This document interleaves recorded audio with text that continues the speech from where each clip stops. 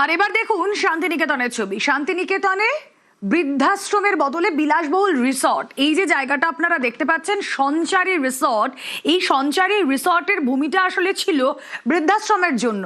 কিন্তু প্রাক্তন সভাধিপতির বিরুদ্ধে অভিযোগ, তৃণমূল বিধায়ক কাজল শেখের জেলা পরিষদের টাকা নয়ছয়ের অভিযোগ, সরকারি জমিতে রিসর্ট তৈরির অভিযোগ, রিসর্ট থেকে লক্ষ লক্ষ টাকা আয়। প্রাক্তন সভাধিপতির বিরুদ্ধে অভিযোগ। কথা বলবো, ইন্দ্রজিৎ রোজ রয়েছেন সঙ্গে। ইন্দ্রজিৎ, এই রিসর্ট কে তৈরি করেছেন? যদি বৃদ্ধাশ্রমের জমি হয়ে থাকে তাহলে সেখানে বৃদ্ধাশ্রম হলো না কেন? কেন রিসর্ট হলো?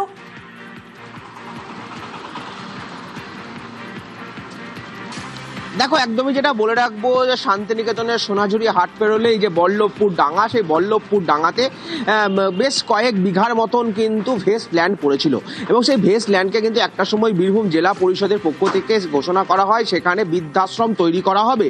আর সেই মতনই বৃদ্ধাশ্রম তৈরি করাও কিন্তু হয়েছিল। কিন্তু পরবর্তী সময়ে দেখা যায় যে ওইটি একজন ব্যক্তিকে কিন্তু ইজারা লিজ হিসেবে দিয়ে দেওয়া হয় সেখানে বৃদ্ধাশ্রম চালানোর জন্য। পরবর্তী সময় কিন্তু দেখা যায় যে ওখানে বৃদ্ধাশ্রম চলছে না বলে বীরভূম জেলা পরিষদকে তিনি একদম লিখিত আকারে আবেদন করেন এবং সেই মোতাবেক তখন কিন্তু তাকে কমার্শিয়াল পারপাস অর্থাৎ হোটেলের ব্যবহার করা যেতে পারে এমনটাই কিন্তু লিখিত আকারে দিয়েছিল বীরভূম জেলা পরিষদ। আর সেই জেলা পরিষদে তখনকার তিনি সভাধিপতি ছিলেন, তিনি ছিলেন বিকাশ রায়চৌধুরী, তৃণমূল নেতা, সিউড়ির প্রাক্তন বিধায়ক তিনি, এবং বীরভূম জেলা যে তৃণমূল কোর কমিটি তার কিন্তু সদস্য। তিনিই কিন্তু দিয়েছিলেন হোটেল পারপাসে, মানে একদম কমার্শিয়াল পারপাস ব্যবহার করা হবে এমনটাই কিন্তু লিখিত আকারে।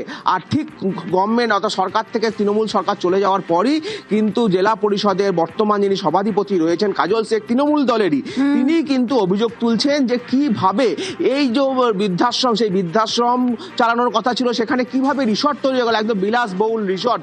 সেখানে কিন্তু বৃদ্ধাশ্রমে কোনো নাম নিশ্চিহ্ন নেই। যে শান্তিনিকেতন বৃদ্ধাশ্রম নাম ছিল সে শান্তিনিকেতন বৃদ্ধাশ্রম নাম নেই, সেখানে সঞ্চারী নামে একটি রিসর্ট গড়ে উঠেছে। আর সেখানেই কিন্তু ক্ষোভ পোষণ করছেন বর্তমান জেলা সভাধিপতি কাজল শেখ। অন্যদিকে আমরা যিনি অর্থাৎ যার বিরুদ্ধে অভিযোগ বিকাশ রায়চৌধুরী, তার সঙ্গে বারবার ফোনে যোগাযোগ করার চেষ্টা করেছিলাম বা তার বাড়িও গেছিলাম, যদিও তিনি কিন্তু এই বিষয়ে কোনো কথাই বলতে চাইছেন না। বা যিনি লিজ নিয়েছেন অর্থাৎ রবীন্দ্রনাথ বাবু, তিনিও কিন্তু এই বিষয়ে কোনো কথা বলতে চাইছেন না। কি বলছেন শোনা যাক।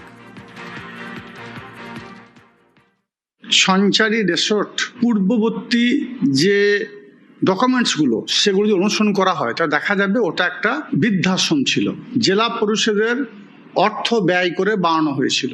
তারপর সেই বৃদ্ধাশ্রম কিছুদিন চলার পরে কোনো একটা ট্রাস্টের নামে সেটা হয়ে যায়।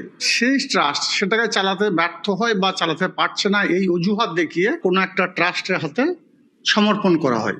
এটা একটা বৃদ্ধাশ্রম এবং এটা একটা ভেস্টেড ল্যান্ডের ওপর এটা নির্মাণ করা হয়েছে অবৈধভাবে। আমরা একটা লিখিত আকারে তৎকালীন ডিএম সাহেবকে দিই, সেটাকে তদন্ত করা হোক। ভেস্টেড ল্যান্ডের ওপরে কেউ কোনো প্রপার্টি তৈরি করে সেখান থেকে ইনকাম করতে পারে না। এ বিষয়ে আগেও আমি প্রতিবাদ করেছি।